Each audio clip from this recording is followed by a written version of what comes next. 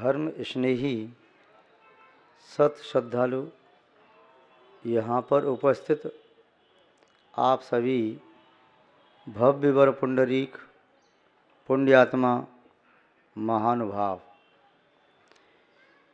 यहाँ पर आचार्य भगवंत समंतबद्ध स्वामी द्वारा विरचित रत्न करंडक सावकाचार्य की जो वाचना चल रही है, उस वाचना में विगत दिवस देख रही थी 5 पापों के संबंध में। 5 पापों में कौन कौन व्यक्ति कुख्यात हुआ। इसमें हिंसा के संबंध में देखा, धनश्री ने निर्दयतापूर्वक अपने ही पुत्र की हत्या करने की कोशिश की। असत्य पाप में देखा, श्रीभूति ब्राह्मण जिसका नाम सत्य घोष था, वह झूठ बोलने के पाप से मरकर के अंदर सर्प हुआ। इस वन में भी राजा के द्वारा महान दंड प्राप्त किया। चोरी के पाप में एक तापस वेशधारी चोर प्रसिद्ध हुआ, जो दिन में तो तपस्या करता था, रात्रि में वह नगर की चोरियां करता था। इसके साथ साथ आज चर्चा कर रही हैं अब्रह्म पाप में कौन कुख्यात हुआ। अब्रह्म ये सबसे बड़ा पाप है। इस पाप को करने वाला व्यक्ति सदैव मलिन चित्त रहता है, उसका मन शुद्ध नहीं होता, उसके मन में नाना प्रकार के पाप के विचार उत्पन्न होते रहते हैं। वह भगवान की भक्ति में मन नहीं लगा सकता, वह साधु सेवा में मन नहीं लगा सकता, वह माता पिता की सेवा या निर्धनों की सेवा, उपकार, सहयोग ऐसे पुण्य के कार्य नहीं कर पाता। कदाचित पुण्य के कार्य भी करे तो उनमें भी करते समय उसके मन में पाप का उदय हो जाता है। उसका चित्त दूषित होने से वह धर्म क्षेत्र पर भी पाप के विचारों से संयुक्त हो जाता है। कई बार तो ये सुना जाता है कि व्यक्ति अपने पाप के विचारों को मंदिर भी पहुंच जाए तो वहाँ पर भी उसकी भावना दूषित रहती है, क्योंकि यह ब्रह्म का पाप ये शरीर से केवल नहीं होता। सबसे पहले विकार भाव मन में आता है। मन के माध्यम से यह प्रवृत्ति वचनों के द्वारा, शरीर के द्वारा पाप की क्रियाओं में करता है। जिसका मन शुद्ध हो जाए तो वह शरीर से भी पाप नहीं करेगा। अब्रह्म पाप समस्त पापों का ये दादा है। इस अब्रह्म पाप के साथ अन्य सभी पाप वृद्धि को प्राप्त होते हैं। अब्रह्म का सेवन करने वाला व्यक्ति धन का संचय करता है, परिग्रह का संचय करता है। अब्रह्म का सेवन करने वाला व्यक्ति शौर्य कर्म करता है। अब्रह्म का सेवन करने वाला व्यक्ति झूठ भी बोलता है। अब्रह्म का सेवन करने वाला व्यक्ति एक बार की अब्रह्म सेवन में 9 लाख व 9 कोटि संगी पंचेंद्रिय जीवों की हिंसा भी करता है। तो अब्रह्म इसलिए कहा कि सबसे बड़ा पाप है। ब्रह्मचर्य से बढ़कर के कोई पुण्य या धर्म नहीं, और अब्रह्म से बढ़कर के कोई पाप नहीं। जब भी व्यक्ति संसार शरीर भोगों से विरक्त होकर के आत्म कल्याण का भाव जिसके मन में आता है, तो सबसे पहले वह सोचता है कि मैं अब ब्रह्मचर्य का पालन करूँगा। कोई गृहस्थ है, वह भी सबसे पहले ही नियम लेता है कि मैं कम से महापाप से बचूं। पर स्त्री सेवन, वेश्या सेवन ये महान पाप हैं, व्यसन कहलाते हैं। इसके साथ साथ फिर वह अपनी पत्नी में संतुष्ट होता है, सदार संतोष व्रत का पालन करता है, जिसे ब्रह्मचर्य अनुव्रत कहते हैं। जब वह संसार शरीर भोगों से विरक्त होता है तो फिर वह पर्व के दिनों में ब्रह्मचर्य का पालन करता है। महीने में 4 दिन, बाद में बढ़ा करके 8 दिन, 15 दिन, महीने, फिर 20 दिन 25 दिन, और फिर आगे बढ़ाते बढ़ाते वह अब्रह्म का पूर्णतः त्याग कर देता है। महानुभाव, अब्रह्म पाप को जो नहीं समझते वे निस्संदेह अब्रह्म पाप के कारण दुर्गति को प्राप्त होते हैं। कामी पुरुष की चेष्टा ऐसी होती है जिसे समझ पाना बड़ा कठिन है।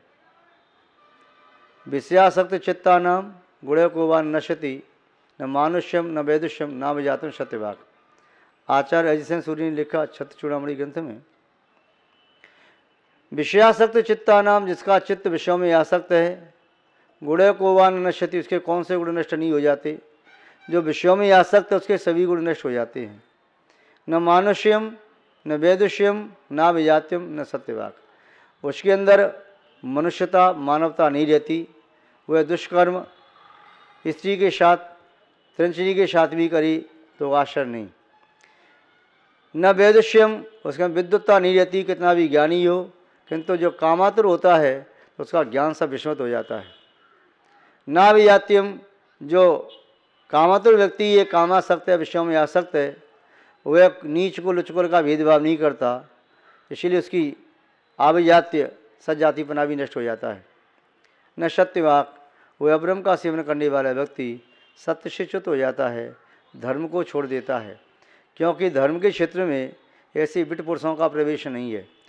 जब वह व्यक्ति उस पाप को छोड़ देता है तब धर्म को स्वीकार कर सकता है। पाप करते करते धर्म नहीं हो सकता, एक साथ दोनों कार्य नहीं हो सकते कि पाप का कार्य भी कर ले और वह धर्म भी संपादित कर ले। दोनों मार्ग एक दूसरे के विपरीत हैं। अब्रह्म का मार्ग पाप का मार्ग है और ब्रह्मचर्य का मार्ग वह धर्म का मार्ग है, आत्मकल्याण का मार्ग है। महानुभाव, अब्रह्म की भावना से खंडाधिपति रावण ने सीता का अपहरण किया। भले ही सेवन नहीं किया किंतु भावना अब्रह्म की थी। वह अपहरण करने से भी वह लोक में निंदा को प्राप्त हुआ, लक्ष्मण के द्वारा मृत्यु को प्राप्त हुआ और फिर नरक में गया।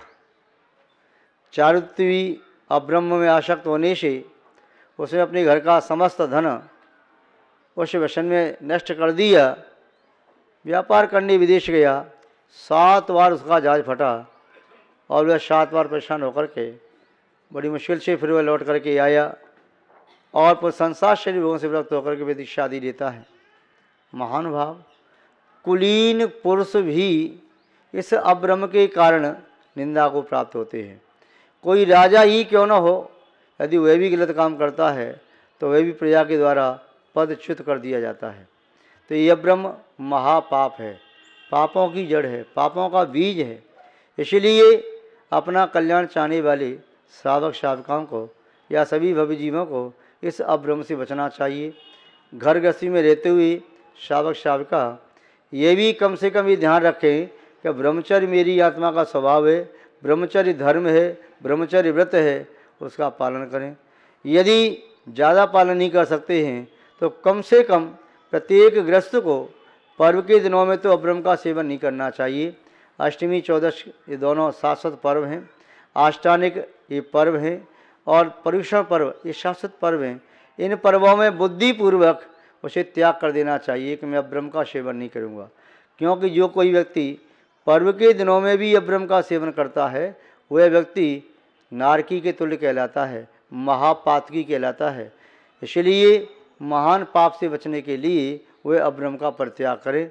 प्रारंभ में यदि पर्व के दिनों में भी त्याग किया है तो आगे उनकी भावना और हो सकती है। 4 दिन से 6 दिन भी किया जा सकता है ब्रह्मचर्य का पालन, 6 से 8 दिन भी किया जा सकता है।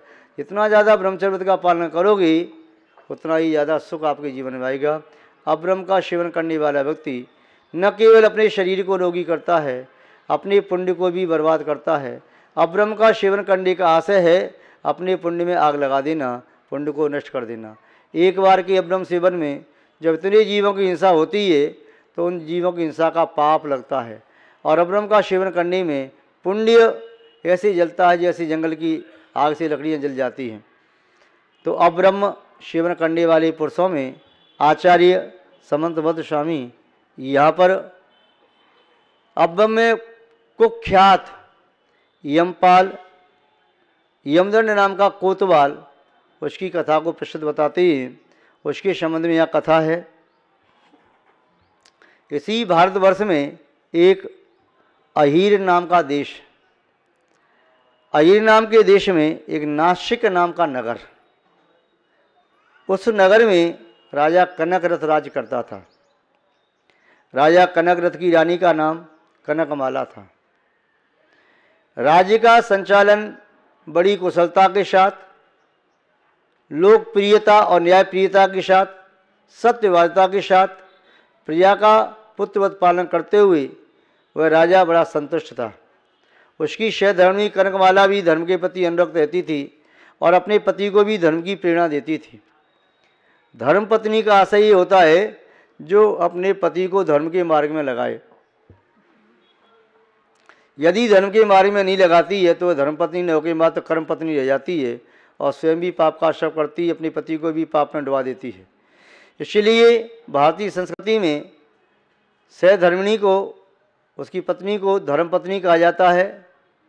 पुरुष को धर्म पुरुष नहीं कहा जाता, किंतु उसे धर्म पत्नी कहा जाता है। पत्नी को सहधर्मिणी कहा जाता है, पुरुष को सहधर्मी भले ही नहीं कहा जाए। तो वह धर्म पत्नी होती है, सहधर्मिणी होती है, चाहे रानी हो चाहे सामान्य स्त्री हो। किंतु प्रत्येक नारी का एक कर्तव्य है कि अपने पति को धर्म के मार्ग पर अग्रसर करे और स्वयं भी धर्म के मार्ग में चले। उसका पति जब धर्म के मार्ग में अग्रसर होगा तो वह अपनी पत्नी को, बच्चों को भी धर्म के मार्ग से रोकेगा नहीं। तो वह राजा कनकरथ भी धर्मात्मा था, रानी कनकमाला भी धर्मात्मा थी और प्रजा भी प्राय करके धर्म का अनुपालन करती थी। वह अपने आप पर संयम रखने में असमर्थ होता है। कई स्त्री उसका पीछा करती हैं, उसकी परीक्षा लें या मन चंचल होता है उसका, तो यमदंड कोतवाल भी अपने आप को संभालने में असमर्थ होने लगा। वह गुप्त रूप से पाप करने लगा। कहीं सांकेतिक स्थान पर अंधकार में जाकर के दुराचार करने लगा, व्यभिचार करने लगा। एक दिन की बात, संयोगवशात जिस स्थान में दुराचार करने के लिए जाता था उस स्थान में एक महिला उसे प्राप्त हुई। उस महिला के साथ दुराचार किया, महिला के साथ दुराचार किया और उस महिला का स्वर्ण निर्मित कड़ा इस कोतवाल के पास रह गया। इस कोतवाल ने यमदंड ने वह स्वर्ण का कड़ा ला करके अपनी पत्नी को दे दिया। पत्नी ने कहा, ये कड़ा आप कहाँ से लाए? ये तो मेरा कड़ा है। उसने कहा, तेरा कहाँ से आया? तेरा कड़ा तेरे पास होगा। बोले, मैंने अपने सभी आभूषण अपनी सासू माँ को सुरक्षित रखने के लिए दे दिए थे। सासू माँ आभूषण पहन करके वह खुश हो जाती हैं। ससुर तो है नहीं, यानी सासू माँ विधवा हैं, तो मैंने दे दी आभूषण। उनको लगेगा कि मेरे पास धन है, बहू बेटा मेरी सेवा करें या न करें। और मैंने देखा कि कल शाम को वह आभूषण पहन के कहीं जा रही थी और आज ये कड़ा लेकर के आप आई, लगता है आप कहीं दुराचार करते। वह कहता नहीं, ऐसा कुछ नहीं है। किंतु वह उसकी पत्नी चेहरे के हाव भाव से समझ गई कि मेरा पति संभव है अपनी माँ के साथ ही दुराचार करता है। उसकी माँ भी दुराचार करती थी और ये बात उस बहू को तो मालूम चली गई कि मेरी सास मेरे पति के साथ रमण करती है। और बात कही भी तो कैसे कही, बड़ी शर्म की बात। अब सास को समझाए कि पति को समझाए, किसको समझाए, कैसे क्या कहे। अब मन की पीड़ा को मन में रखती है। यमदंड कोतवाल का बड़ा नाम था, उस पर कोई आक्षेप लगाए तो कैसे लगाए, बड़ा मुश्किल हुआ। किंतु है उसकी पत्नी अंदर से बड़ी घुलती जा रही थी, चिंतातुर थी, सोच रही थी कि ऐसे घर में भी रहना क्या रहना, जहाँ पर सास ही अपने बेटे के साथ, यानी माँ अपने बेटे के साथ दुराचार करे, इससे बड़ा पाप और क्या होगा। एक दिन बड़ी उदास थी। उसी समय कपड़े धोने के लिए धोबिन आई। धोबिन ने उससे पूछा, क्या बात है, क्या शरीर में कोई कष्ट है, कोई दर्द है, शरीर में पेट में कोई पीड़ा है? कोतवाल की पत्नी ने कहा, नहीं ऐसा कुछ नहीं है, आप तो अपना काम करो, कपड़े धो फिर चले जाना। उसने कहा, नहीं, कोई ना कोई बात तो है। देखो, अपना दुख दूसरों से बताने से दुख कम होता है। मेरा विश्वास रखो, मैं तुम्हारी दुख को दूर करने का प्रयास करूंगी। मैं तुम्हारी बहन की तरह से सेवा करूंगी। क्या कष्ट है इसे तुम कह नहीं पा रही, कई दिनों से आप उदास उदास रहती हैं, क्या बात है।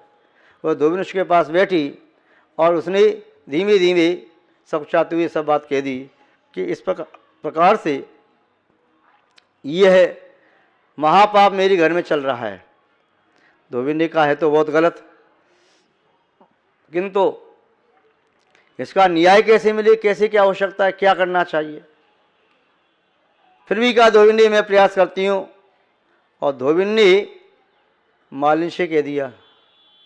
मालिन राजा कनकरत्न की रानी कनकमाला के लिए पुष्पों के हार बना करके लेके जाती थी। वह मालिन एक दिन रानी के पास गई। रानी ने पूछा आज देरी से क्यों आई हो। मालिन ने कहा मेरी एक सहेली है, वह मुझे कोई विशेष बात बता रही थी। क्या बात विशेष बात है, मैं आपको नहीं बताऊंगी। क्यों नहीं बताएगी, क्या बात है। वो कुछ बात ऐसी है जिस बात पर आप विश्वास भी न करोगी और आपको बताने से लाभ भी किया है, कोई समाधान तो निकल नहीं आएगा। रानी ने कहा बताओ तो सही। उस मालिन ने धोबी के द्वारा जो बात सुनी थी वह पूरी ज्यों की त्यों बता दी। उससे रानी ने पूछा इसमें झूठ तो नहीं है। बोले बिल्कुल सत्य है। यमदंड कोतवाल को बुलवाया गया। राजा ने उसकी माँ को बुलवाया। अपराध सिद्ध हुआ और पुनः राजा ने यमदंड कोतवाल को कड़ी सजा दी।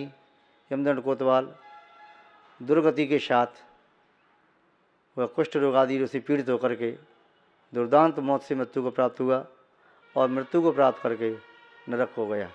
महानुभाव, ये अब्रह्म का पाप बहुत बड़ा पाप है। आचार्य समद्र स्वामी ने इस 65वीं कारिका में ये 5 कुख्यात पापियों के बारे में बताया। तो ये रक्षक यानी कोतवाल अब्रह्म में प्रसिद्ध हुआ, ऐसा महाराज ने कहा। आज बस इतना ही, शेष चर्चा बाद में करेंगे। जय बोलिए श्री शांतनाथ भगवान की, पूज्य आचार्य गुरुदेव श्री विद्यानंद जी महाराज की, अहिंसा में विश्व धर्म की।